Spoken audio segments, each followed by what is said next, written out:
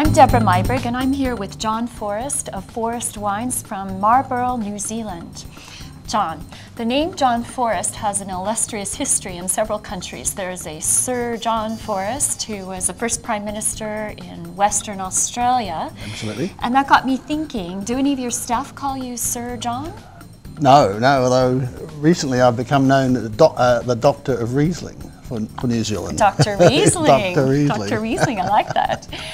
Well, I can see why they call you Dr. Riesling, because you have a medical history, a research history, Absolutely. Molecular biologist, neurophysiology. Very good. My God, it's a really technical background coming into one of the world's favorite professions. How did you make that transition?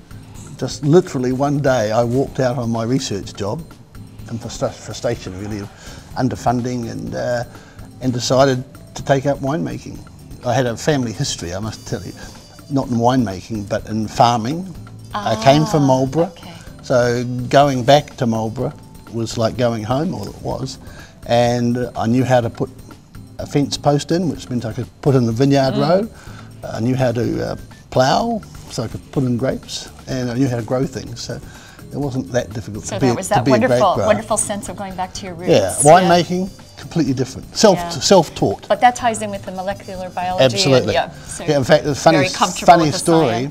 My last boss in molecular research, in his annual review, said, "Too artistic to ever be a great scientist."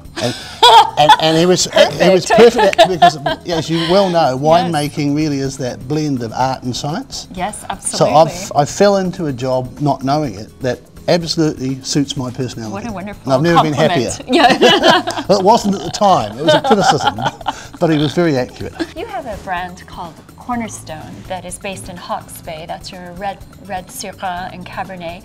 True. And they're on those Gimblett Gravels, which are kind of slate grey gravel. And so what's the big build-up on this stuff? Does it really make a difference? Absolutely. It was the first piece of terroir I ever bought.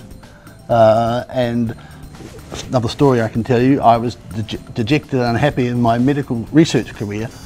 In the middle of the winter, and that's June for New Zealand, I went to Hawke's Bay looking for stony, bony land to do Cabernet. Because I'd lived in California, lived in Australia, and knew New Zealand was marginal for Cabernet.